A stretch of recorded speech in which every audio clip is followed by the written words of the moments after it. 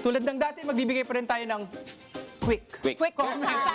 Very Sino man matatapataan ng ating Very Mahiwagang quick. Ruleta? Very quick. Sa mga nanonood nakikinig, pwede rin kayo makijoin, share your thoughts sa live stream sa ating DZMM Radyo Patrol sa Instagram at Facebook page. Ito ang Magic Ruleta!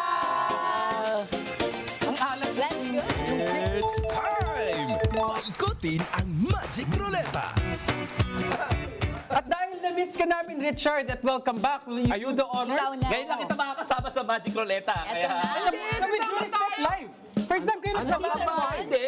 First time. Live. Hindi yung Gucci kasama tayo, Ay, di ba? Ah, okay. First time. Year. First time this First year. time. Gucci green ako.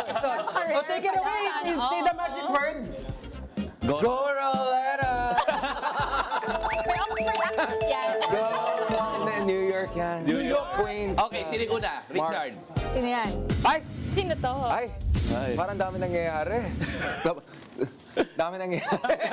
Magsimula kay Oh, si ano na lang Kay sa Yusek Congress. ba tayo? Oo. Or kay ano, So, next ang lumabas presidential sa- ball? Sabay. Oh. Ruleta ay si Yusek Claire Castro at si Congressman Oo. Kamusta ang Leandro solar panels natin? Kamusta ang energy security natin? Kamusta? Ay, hindi ako sure. Basta sure ako bumili siya ng mga ari-arian sa ibang bansa. Oo. Parang ibang priorities eh. Bumili, ano, di ba bumili daw? Binili niya yung bahay. Bahay ni Rizal. At stay no energy. cost to government daw siya na naman yung bumili. Nangongolekta Talaga, ng, grabe. ng bahay Sakripisyo. sa Germany. Di ba? Sakripisyo. Kasi marami naman tagang kinita si Leandro Leviste nung yung sa prangkisa, di ba? Oh. Prangkisa ng ano? Prangkisa na hindi dineliver. Yun. Hindi dineliver. Di ba? Binigyan ng prangkisa tong si Leandro Leviste, pero hindi nag-deliver noong mga pinangako doon sa 50 plus ba na kontrata with the government. Sa solar, ano? Sa solar. Kaya nga po every time, sinasabi ko, every time nagtataas ng presyo ng kuryente at meron tayong energy crisis, alalahanin ang pangalan ni Leandro Leviste. Isa sa may mga kasalanan kung bakit ang taas ng kuryente kasi nangako na magde-deliver ng source ng kuryente sa Pilipinas pero hindi nag-deliver. Wait lang. Anong administration siya kumuha ng franchise na yan? Parang nakita ko yung picture niya with Digong and all, no? Parang Oo, gano'n, no? Yeah. Di ba? Oo, syempre, Rodrigo Duterte. Tsaka si Mami, di ba may mga batas din siya na medyo may kinalaman yata sa issue na ito? Oo. Ay, hindi ko alam yung timing and sequencing. Pero in the sure ako- universe, may mga elements who are like floating there. Pero sure ako, Richard at Dino, yung mami ay kongresista Oo. nung panahon na dinidinig ang application nila ng prangkisa. Total Family coincidence. business. It's total coincidence. Total coincidence lang yan. Tapos, Siya to kang conspiracy theory. Oo nga, baka masyado Parang kang kang maga, ano, parang oo. kang maga. pero ito si Yusek Claire, di ba? Doong nung ito. binabanggit niya yung nangyayari doon sa prangkisa, di ba? Supposedly, kinuot niya lang si Ombudsman Remulla, Kinasuhan. kinasuhan nitong Oo. si Leandro Leviste ng 120 500 million, di ba? 120 million, Hindi ko lang kung 120 million damages In-adjust, daw, di ba? Sa na libel case dito lamang kay Yusek Claire. So, itong si Yusek Claire, dahil isa namang abogada, di ba? At saka, ano yan di ba siya yung host nung Abogada de Campanilla. Oo, dito sa- Usapang de Campanilla. Usapang de Campanilla dito sa DZMM. Magaling na abogado yan, nag-counterclaim. 500 million. Ayun. Let's split the difference. Maganda yan, maganda yan. So ngayon, may demanda, kasi hindi pwedeng alam mo yun, nananakot-nakot kayo ng demanda ng ganyan, na hindi naman maayos, di ba, yung merit, di ba? So, ibig sabihin, lalong-lalo na yung mga taong kaya na mag-stand up to bullies, Yes. no? Kasi kung ako, di ba, dedemanda mo ko ng walang basehan, talagang yayariin rin kita ng counterclaim. Di ba? Yayariin ka ng counterclaim kasi we don't tolerate bullies. We don't tolerate those people Legal harassment. who use the machinery of the state and the justice system as a weapon. No? So ibig sabihin, lumaban itong si Yusek Claire at 500 million. No? Sa bagay, siguro barya lang naman yan kay Leandro Leviste kasi nga, ang laki naman ng kinita niya doon sa mga kontrata na yon, tsaka yung government contracts na yon, tsaka yung prangkisa na again, hindi nag-deliver. Tama, Hindi tama. nag-deliver yung mga pangako mo sa private 2019, sector. Ha? 2026 Wala. na, yeah. Oo, wala. Ito na nga ang kanilang sagutan. Sabi ni Rep. Leviste, kung totoo man na nagkaka-anxiety and depression man si Yusek Claire, ipapagamot na lang daw niya. At napanood ko naman sa interview ni Yusek Claire just a few days ago, sabi niya, the fact na sinabi ni Rep. Leviste na willing siyang ipagamot ako for my anxiety and depression means inaamin niya na he causes me distress during these times, which is more evidence for her counterclaim na 500 million pesos. Oo nga. So, abangan ang mga susunod na Talino kabanata. ni Congress. Sabi niya, Mabilis, gumano siya eh. Magaling. Magaling. Quick thinker. Magaling. Sharp. Inamin niya. Inamin Sabi niya. niya. Okay, meron pa kayang lalabas sa May ruleta? Go, ruleta! Napakasaya. Ruleta. delikado yan. Okay. Speaking of mga brilliant lawyers, no? Ang lumabas sa ating ruleta si ML Party List Representative Laila De Lima at Akbayan Party List Representative Chel Joc, no? Na kapares na lumabas at miyembro ng Justice Committee na didinig ngayon ng impeachment complaint laban kay VP Sara. Na kumakain ng Oo, may mga chicheria. dala silang chicheria. Chison. Pero yung chicheria nila legit. Walang tinatago, ipinakita sa publiko. Pinakita sa publiko. Transparent. Very Oo, transparent. process. Pero ang galing, no? Nakita ba niyo po ba na napakagaling lang pagka yung mga legislators natin marunong. Yes. 'Di ba? Hindi yung may mga nagtatry mag-show doon, yung mababatang Marcoleta, kung ano-ano mga sinasabi. Even si Rufus Rodriguez, 'di ba? Si Rufus meron siyang sinabi, tapos talagang merong mga tao na katulad ni Laila at nila Chel na kinokorek yan. Magaling rin yung pagkagawa ni Luistro pagka chair niya kahit paano, no? May direksyon, hindi pwedeng nililihis yung issue. So, kudos dito sa dalawang to, si Laila De Lima at saka tong si Chel Joc, no? Dahil grabe yung pagbahig nila, no, at pag-aayos nila at yung diskurso may kalidad doon sa impeachment procedure. Tsaka walang drama, talagang sinusunod sa batas, no? Tsaka walang, yun nga, iba nag-grandstand, kung ano yung batas, yun lang talaga. Very sober ang tinatawag nila, kaya na-appreciate ko yun. Kaya you need good people to run for office, no? Including in Kongreso. Kasi ang daming tao na, yung Kongreso, ayoko dyan, ganito. Tingnan mo naman yung isa dating senador, yung isa din ng Lasal, isa sa mga pinaka-legal luminary, totoong legal luminary, hindi katulad ng isang senador na feeling luminary, di ba? Na nakikidebate, tapos biglang palitan yung topic at saka ano. Pero pumatol pa rin sila at they're doing their best. Yeah. And touching on that point, we need good people to run and we need to vote for good people. Hindi sapat na tumakbo sila, kailangan iboto din natin sila. Ating kampanya. Tama. Ating kampanya ng support mabuti. natin. Di ba, deserve natin yung mga ganyang mga public servants. So again, saludo po kami sa inyo, Rep. Laila De Lima at Congressman Dean, my Dean, Chel Joc. Sorry, Dean Chel, kahit anong mangyari dito, kung ano ba yung pagiging abogado ko, ako first batch mo, first produkto mo, so touch mo ka na. Parang hindi kami na-mention masyado sa kanyang mga Ayun na! Sige na, ikaw na lang!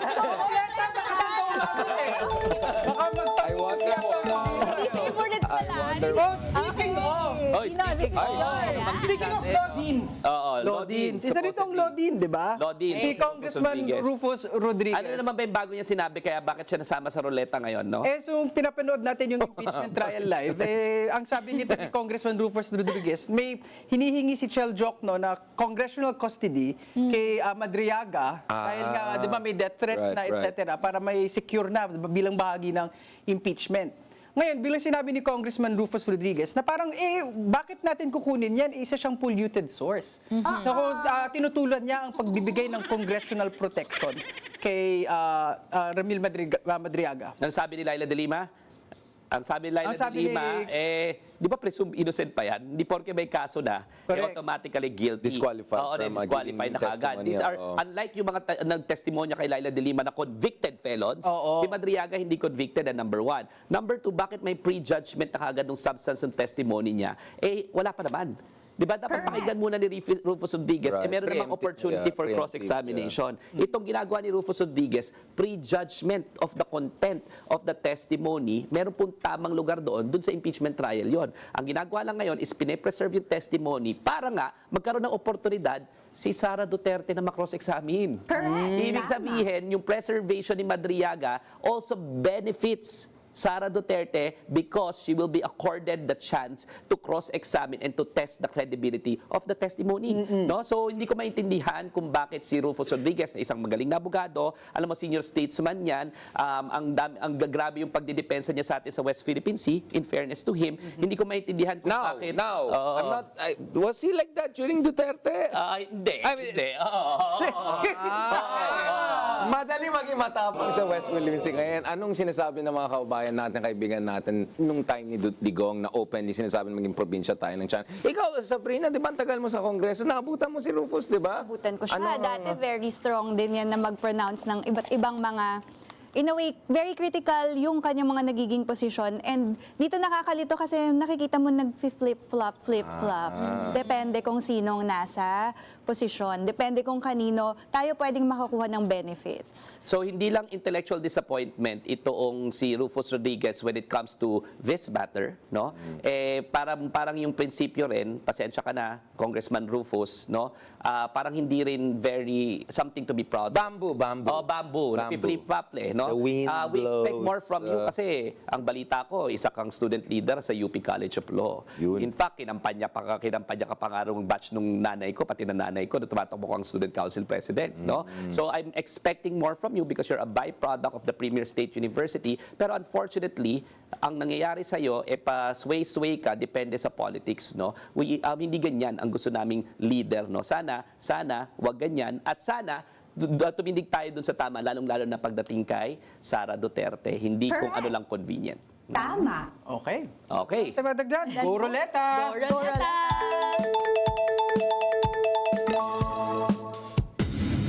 Okay, lumabas naman ngayon ang ating Energy Secretary Mami. Garin at ang mami nung isang Si Mami. dinemanda ng libel at is Senator Nagdemanda ng libel Nagdemanda at counterclaim. counterclaim. No, nagdemanda pala ng libel. Senator Lauren Legarda. Parang medyo nagalit din si Sen. Lauren this week, no? Dahil hindi sumipot si Secretary Garin sa isang Senate hearing Parang tungkol sa magkamukha. energy crisis, no? Kung meron akong gusto dito sa kay Lauren, yung pinagalitan niya si Marcoleta. Sabi niya, di ba? Oh, ba't ka alis ka na? Bakit nag-walkout? Ba't nag-walkout ka na? Kala ko ba, ang daming tanong, ba't ayaw mong antayin yung sagot? So kaya niya mang call out ng iba. Kaya niya naman call out. out. Hindi, alam mo, in fairness naman kay Lauren Legarda, only in this aspect, maraming hindi rin in fairness. No? Pero in fairness naman yan, tagal na yan sa politics. Senior na yan sa Senado. Very senior na yan. And in fact, ang sinasabi nga nila, poised to become the first lady Senate President. Senate President. Di ba may ganyan ang... At inano niya si Marcoleta. Oo. Sabi, kinocall mag-aral out ka niya. muna. Oo, mag-aral ka muna. Parang yung parehas sa Marcoleta, pinag-aaral ulit. Pinaaral na lang. Mag-aral Back ka to muna, school. di ba? Pero yun, nagagalit siya kasi hindi raw dumating si Sec Garin Oo. doon sa hearing, no? Well, itindihan ko naman because she has to assert the forum that is the Senate who make yung mga hearings na ito para malaman natin kung ano yung mga legislations na kailangan, Stressful di ba? ang trabaho nito. Pero syempre, kailangan magpasensyahan rin sila kasi energy crisis, busy rin si Secretary I imagine, Garin, yeah. di ba? She looks exhausted. On Kulang the sa day. energy. Kulang sa energy. Kulang sa energy yung energy secretary niya. Parang kung bakit may liability yung VP office na yung VP, eto kulang sa energy. Yung secretary ng energy. Medyo hindi reassuring. Pagod yung energy secretary mo. Yan, so medyo nagkaroon ng... Dapat si Tino ang energy secretary. Kulang sa kape. Kahit napagulong. Hindi, kung ganun pala, reflective talaga. Kasi kulang tayo ng energy sa Pilipinas. Renewable And it yan. shows. Mabigat ang kakulangan ng Energy. Kulang sa energy mix. Diba? Kailangan maraming ka-sources ang energy. Secretary Garin, sana sumipot na mas madalas. Pero ang kailangan talaga high solusyon. energy. Diba? Ang kailangan High talaga energy. solusyon.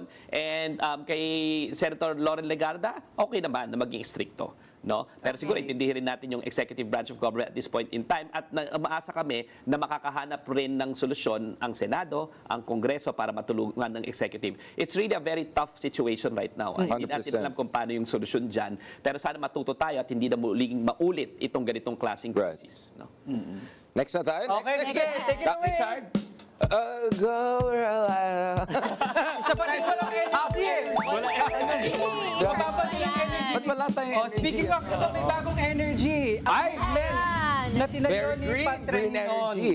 Oo, si Sa mga Patreng idol noon natin. na nagtayo at nagtaguyod no ng Maginhawa Pantry, community pantry. Nung pandemic. Nung Nung pandemic. mga walang iya dati. Oo, Ay, sorry. nagkusa na nga si Patreng noon, ni-red tag pa. Red tag pa. Ano yan ang sabi niya, di ba?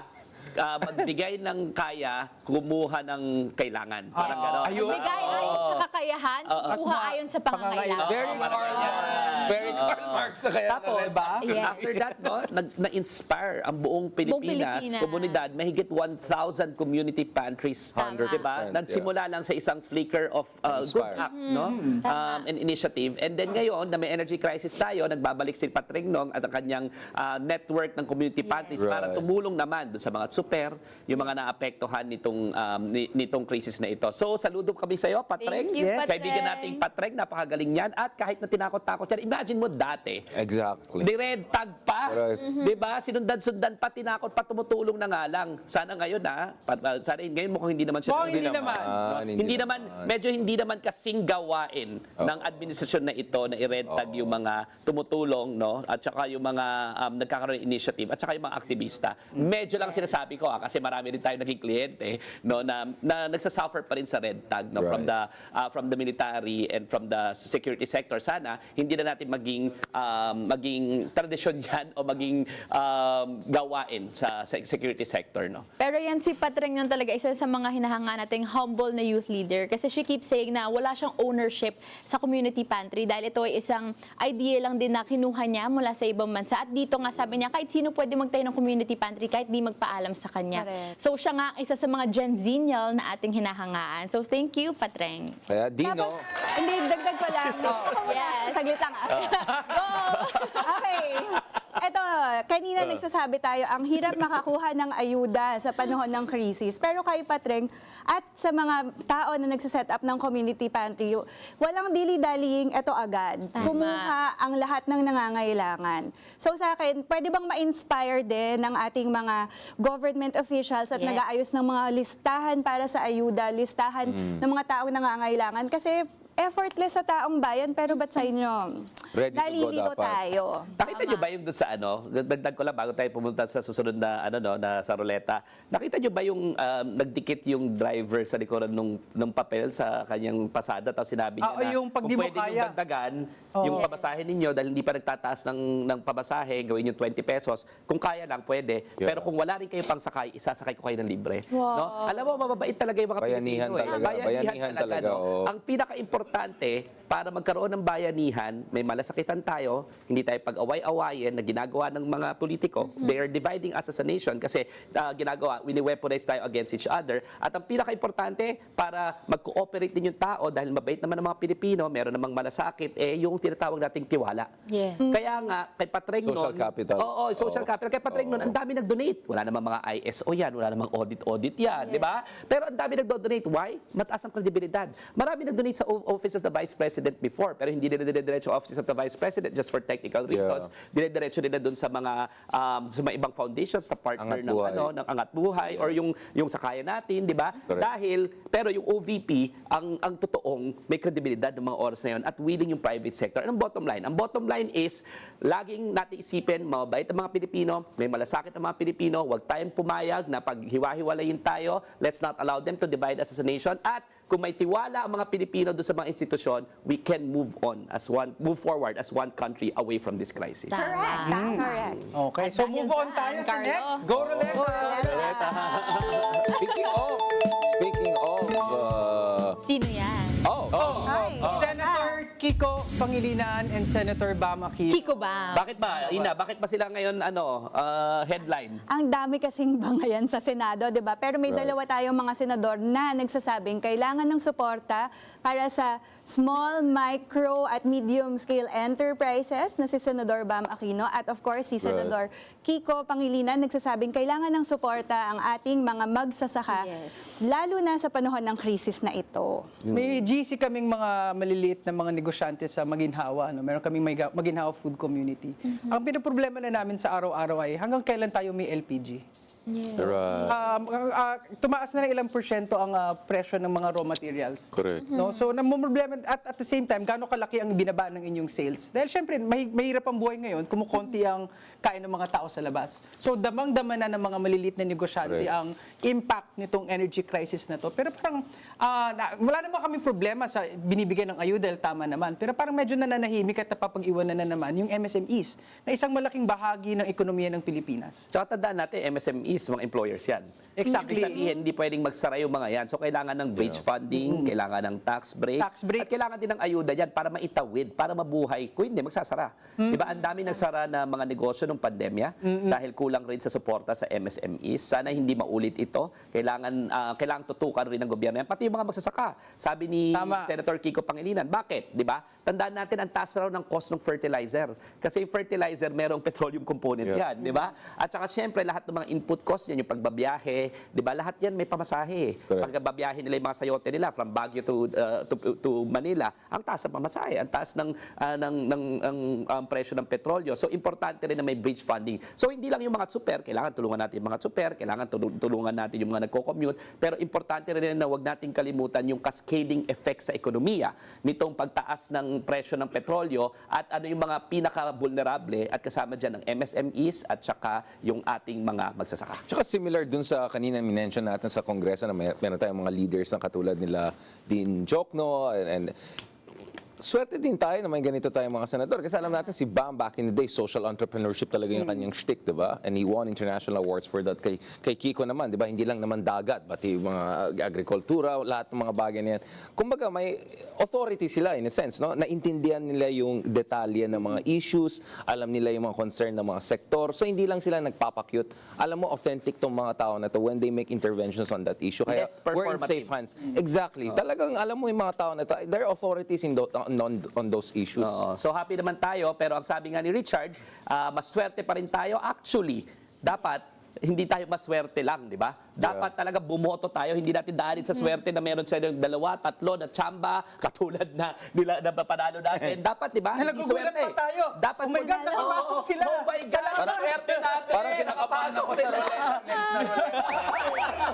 Gawin natin siyang consistent, yung mga ganitong public servants. We deserve a better Philippines, ha? And we can only achieve that kung meron tayong mga matitinong leader. At sa tingin ko, actually, parang ngayon na para bang ina-underestimate pa natin yung energy crisis. Sa tingin ko, even the government officials, even us ordinary Filipinos, medyo ina-underestimate pa natin. Pero we are grateful nga na meron tayong leaders like them who has foresight, na malala talaga yung effects nito on us. Kahit tayo sa households natin, in a few weeks ba, in a few months, may panluto pa ba tayo? Hindi lang mga negosyante, kundi tayo rin na mga ordinaryong Pilipino. At ayan na nga, Carlo. Okay, ikaw na magtuloy. At ito rin na natin sa Go Roleta! Diba? Kailangan Meron pa ba? magaling na leaders. Kaya may swerte dapat. Hindi magaling. Sa akin naman ang Hindi na. Magaling to. Magaling, mag-walk. Magaling Senator Rodante Marcoleta. For the drama Best tayo. misinterpretation, best in walkout. Ang galing Saka ano, sa Google Maps, West Philippine Sea, Best diba? in senador. Best in geography din. Geography din. Maganda, magaling. Hindi, sa akin lang, di ba? Ikaw nangako ng murang kuryente nung eleksyon, di ba? Ay, oo nga. Tapos, nung pinag-uusapan yung energy crisis, ang ginawa mo, mag-walkout.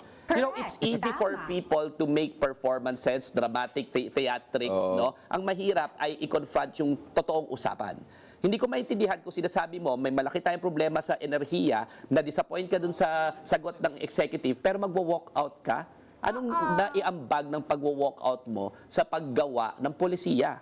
Ano yung nag-aiambag ng pagwo-walk out mo para lumalim ang diskurso, para magkaroon ng solusyon? Wala. Nada. Puro ka na lang talaga daldal at kaingayan, tapos mag-walk out ka when your conversation and inputs matter the most. Sa bagay, actually, come to think of it. Naalala siya bigla.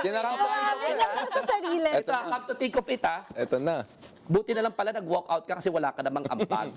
Nakakaingay ka pa sa diskusyon. So baka yung pag-walk out mo, ang pinakamalaking ambag na ginawa mo kasi lagi na lang, hindi naman interes ng Pilipinas ang pinoprotektahan mo, interes naman ng Sina. So baka nga, dalas-dalasan mo ang pag-walk out. Wait na pa! Ay, magagamit sa government. Bato! Hindi ko na mahanap si Bato. Pag di yan nagpakita. Oo, siya nagpakita. Pag di yan bumalik, Atty. Dino, ikaw may kasalanan. Parang kailangan natin ng bagong segment, advice ni Dino din. Actually, maswerte pala tayo nag-walk out. No? Kasi walang maingay doon, walang protector ng Sina, walang kung ano-ano mga pinagsasabi na kaingayan, no? At least medyo na nahimik, baka mas magiging malinaw ang diskusyon para masolusyonan natin. Hindi puro ingay lang kagaya mo, Rodante. Kaya excited Marcoleta. ako sa next na ruleta natin. Sino kayang next natin? Okay, Magandang direction. Go, Roleta! I like the direction of the wind. I like it. Gagi. Sabi ko nga ba eh. Maligayang bakit sa iyo ng clan. Happy pagsilang. birthday! Ating Manya Birthday Kimchi. ba? Kailan siya nag-birthday? Apo. Ano masasabi mo sa pag-birthday? Nandun ako sa Hague, di ba? Nung itong Oo trial nga. time. Okay, di ba? kamusta? So, Sino ba muna nabunot? Ay, di dating Pangulo and yesterday's birthday boy, yeah. Tanya Kimchi. Manyak and Chief and current detainee at ICC, Murderer. Bernardo. Karen, Dugo, di ba lang murderer. nagpakita dun sa trial na sa Hague? Oo. Eh, yung mga supporters niya, nandun na lahat. Ready na yung mga karton eh. Ready na mga karton, pinapakain na, pinapainom na lahat na. Tapos ilalagay sa ano, sa portal. Pinapakain yung karton. Tapos ilalagay sa portal. Lalagay sa Ayaw- portal. Naiihi daw eh. Naiihi daw eh. Ayaw pa magpakita eh. Ayaw pa na magpakita, no? Ang tapang lagi, di ba? Ito na ba, ang mga Yan na, mga yan na, Duterte. Pagkatotoo pa na nabutan, ayaw May init ang ulo magpakita. eh. Pag press conference, ang galing. Pag performance, tsaka mga theatrics, magwo-walk out, ang galing ng pagkakamada. Pero pagdating sa totoong hearing, laging ayaw sumagot. Correct. No? Kaya sabi ko nga anong sabi natin lagi dito? Happy birthday! Aba, happy birthday. President birthday. Rodrigo, Oo. happy birthday to you. Happy birthday to you. Happy birthday, happy birthday. Happy Happy birthday to you. And then you spend the rest of your birthdays in jail. Rodrigo Grabe naman kayo. At ito ng birthday Alone niya. without Bongo and Bato? Ay, saan ba Bakit kayo kayo mga sa co-perpetrators? Oo nga. May he spent it with his ano. Oo. Uy, sorry pala, Pangulong Rodrigo Duterte, sana po dalahan po kayo ng pizza pie ni Bongo dyan sa ICC, no? Sa lalong madaling Josera panahon. ka. Yes. Dinidivide mo ang mga DDS. Para dito sa ating birthday wishes, tapusin muna natin ang roleta.